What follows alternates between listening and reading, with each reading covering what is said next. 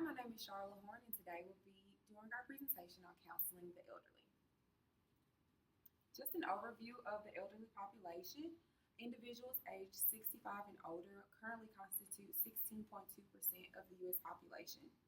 So it's really important for counselors to be knowledgeable of the prevalence of substance abuse, depression, and other diseases such as Alzheimer's and dementia that specifically affect the elderly community. And counselors really need to be competent in identifying the source of the problem rather than generalizing what the issue is in this population. The physical and economic health of the elderly. Physically, hearing and vision decrease over time with age, and the hearing or visual accommodations may be needed within the counseling session for the client. So counselors need to be really conscious of if their client needs physical accommodations, hearing, or vision, so that they can provide that for them and they can be comfortable. And also keep in mind that cardiovascular cognition and memory also decrease with age. So it would be really useful for counselors to take this into consideration when they're devising any type of treatment plan or methods of counseling or skills, and keep in mind that more technical therapies might not be as productive. Economically, the lifespan in the United States is increasing, so the longer lifespan calls for more options for elderly care because the population is growing so rapidly.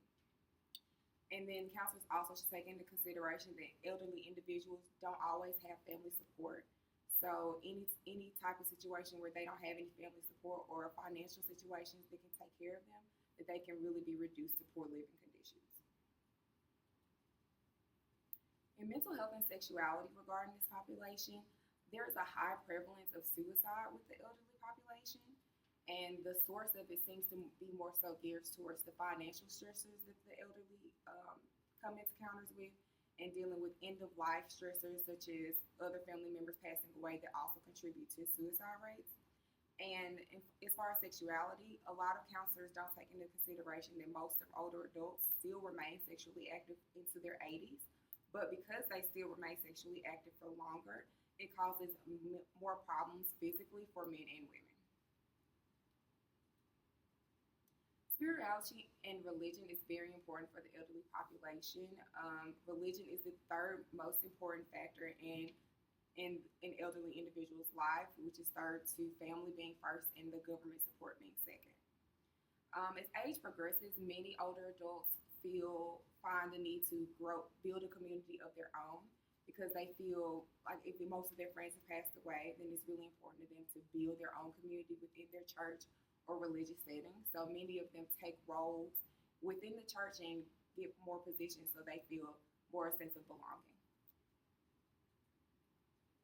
The cultural history of the elderly population is a lot different than it used to be, considering that people at age 70 used to be considered old, and now that's being changed to age 80, where now people are being considered old at age 80. And the age group of 85 and older is the fastest growing age group in the population. And because of this, there are not enough therapists who specialize in geriatric psychology or psychiatry to contribute to this population. So studies have shown that there's only one geriatric psychiatrist to every 6,000 older adult with any type of mental health problem. So you can see that there's such a large deficit in the need for mental health counselors for this population than there are for the actual population. And there's more of a financial strain on the family due to the longer life because they need more medical care, and because medical advancements have come so far that there are more options for longer life. So families really need a lot of financial support in order to provide good health for their family members. And belief and values. Older adults do not want to feel discarded by their families. They have a really great sense of pride in this population, so they don't want to feel like they're not contributing to their family or to their community. And it's really hard for them to kind of seek outside help and talk to more people talk to a counselor about these problems that they're having because they kind of want to keep it inside.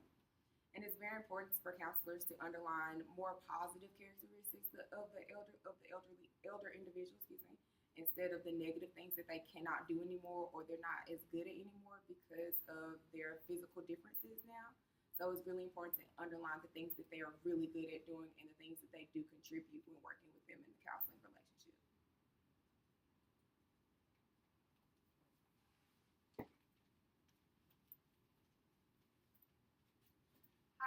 Kelly. I'm going to be discussing the demographics of this cultural group as well as the issues the geriatric population faces. So first, to begin with a few statistics. 15 years from now, the 65 and older age group will make up 20% of the U.S. population. 5.6 to 8 million people in the U.S. who are age 65 and older will have a mental health or substance abuse disorder. 1 of 4 elderly residents of care institutions suffer from depression, and half of these residents have a depressive episode after the age of 60. And there are currently 5.2 million people diagnosed with Alzheimer's disease, and 1 in 7 adults age 71 and older have dementia. So through these demographics, we can see how important it is for there to be an increase in mental health providers, mainly dealing with the geriatric population.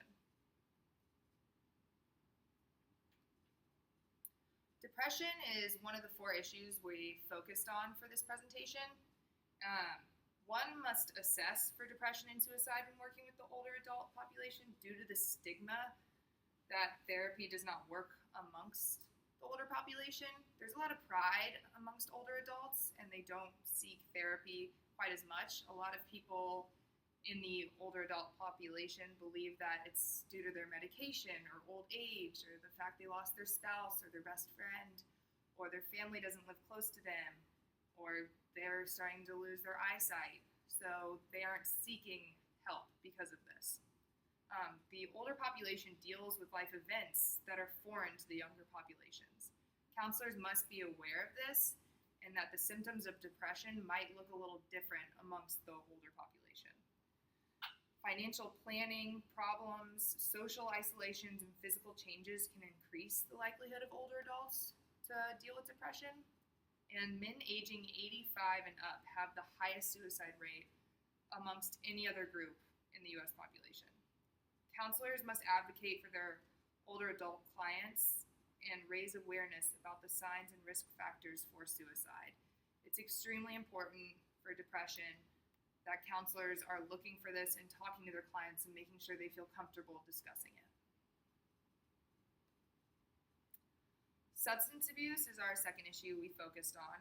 17% of individuals over the age of 60 use alcohol or other drugs as coping mechanisms. And alcohol becomes a very important factor for a counselor to look at. If their client is abusing alcohol or even if they're just using it maybe how they used to 20 or 30 years beforehand. Research says that the older adult population, 65 and up, tends to take 5 different prescription pills a day. So this, mixed with alcohol, can have detrimental outcomes. And many older adults in this community will not self-disclose about their alcohol or prescription pill usage due to pride, due to shame. A lot of people in this age group don't feel it's even worth going for counseling or going to, say, an AA meeting because they feel that they're already towards the end of their lives. And this element of pride comes into play because they might feel uncomfortable in these situations. And life stressors seem to be the cause of substance abuse for people who begin using in their old age. Dementia and Alzheimer's disease is a major issue faced by the older population, not only because they're dealing with symptoms that are foreign to them and they might not even realize that it's occurring, but this really interplays with the caretaker or family members, whoever the now decision maker of the family is, must be included in counseling sessions. But dementia is an incurable, chronic, and progressive disease affecting memory and cognitive functioning. Symptoms of dementia include dysphoria, anxiety, psychosis, aggression, sleep, and eating disorders. These are important symptoms for a counselor to be aware of when in a session with a client because you might be able to see something early on and do the accurate assessments to make the family aware and make the person aware so they can begin to financially plan and also plan with their family for the future.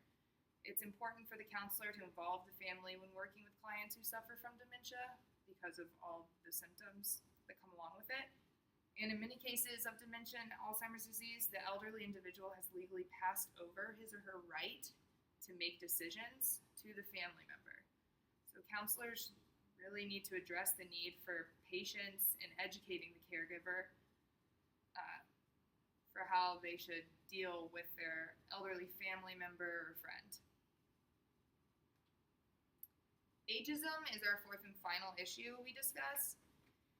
And those who live to reach old age are subject to ageism. Everyone in the elderly population is subject to this. It's the discrimination due to a person's age. And ageism causes stereotypes to be placed on a person of older age. Assumptions may include that the elderly people are sick, not fit to work, can't learn anything new. Many jokes tend to take place in our negative in our population and in our society. And counselors really need to be aware that the elderly population is not always capable to advocate for themselves. And they might not even see it, or they might even agree with it, because they're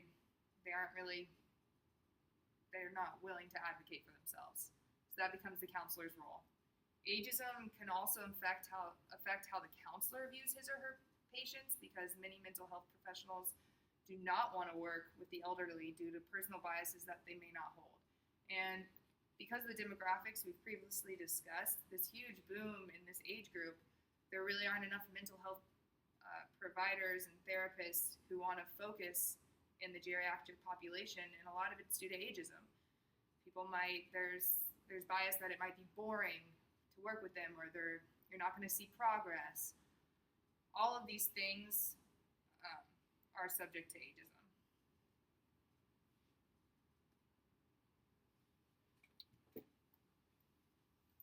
Hi, my name is Eddie Chenal, and I'm going to talk a little bit about some counseling theories that are used in dealing with the elder population. Some of that, these are all evidence-based, and psychotherapies that we'll talk about.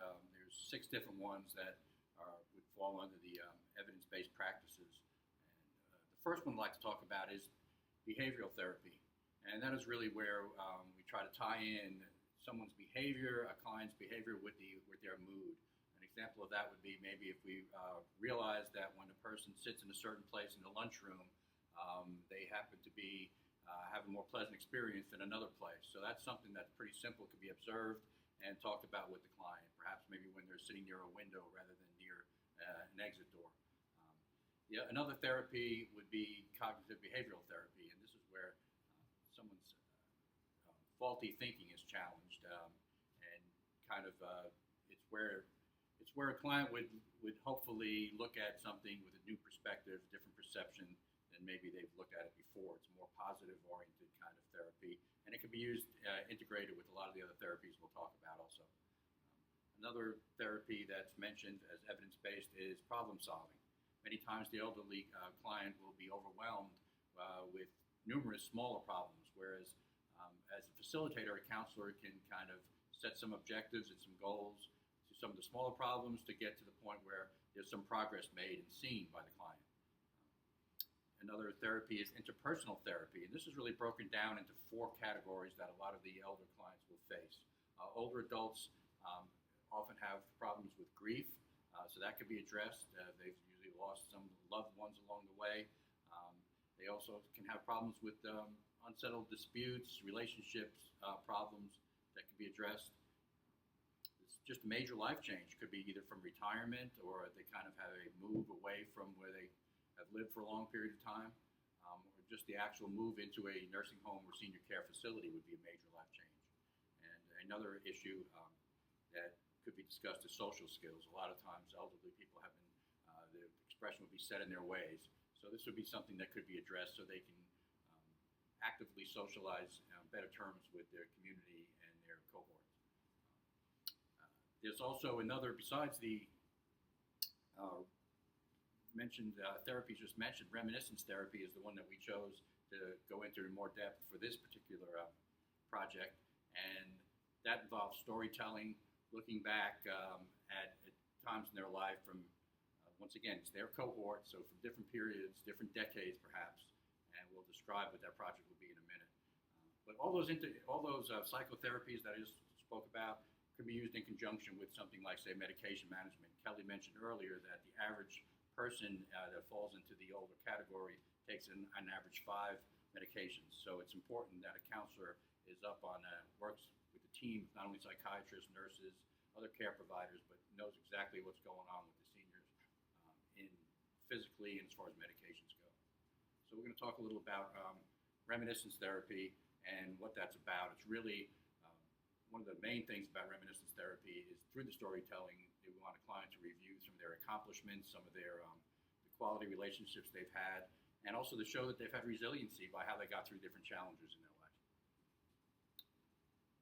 So the project, an example of an activity that you can perform as a counselor is what we're going to call the life review activity, and this would be a series of groups that meet, sessions that would meet over 7 weeks. And each week would be divided up, the first 6 weeks would be divided up into different, say, decades approximately of the person's life. So what the counselor would do is there's plenty of resources to choose from. You can show videos, you can show photos. If you have any personal pictures from some of the clients, that's even better to add into this. But it's really to kind of stir some memories and bring people back to that particular time in their lives. So it would be a 30-minute session in a small group, 3 to 5 clients, and after that is over with, there'd be a short break. They would come back together and reassemble and take turns talking about their feelings about that time in their life. And what we would hope would happen is that there would be a lot of positive thoughts. It's the facilitator's job, if someone gets stuck on a negative aspect, that we can kind of move them along and maybe get them to, this is where that cognitive behavioral therapy would come in, try to show how someone actually got through a period of time and something good did come out of that challenge that they faced. So, the goals of reminiscence therapy is allow a client to reflect back to a time in their life, like I said earlier, that reflects their accomplishments and some of the quality relationships that they had. We're going to show a quick video and show this is an example of something you might show clients during this activity.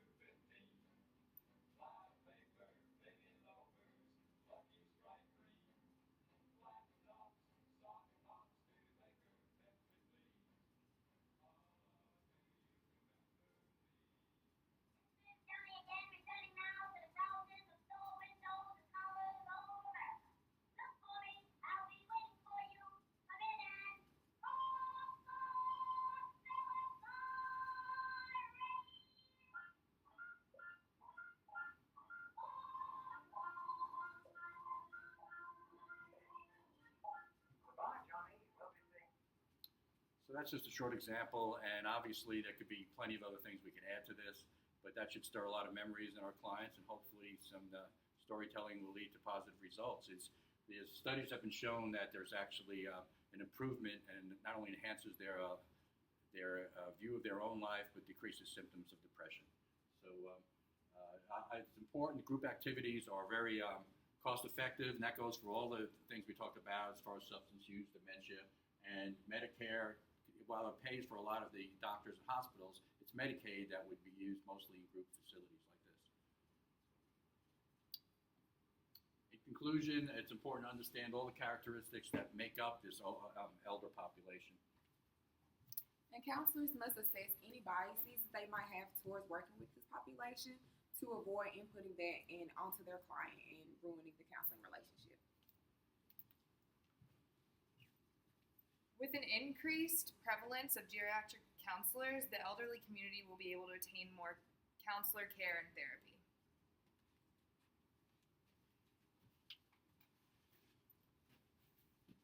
That's our presentation. Thank you.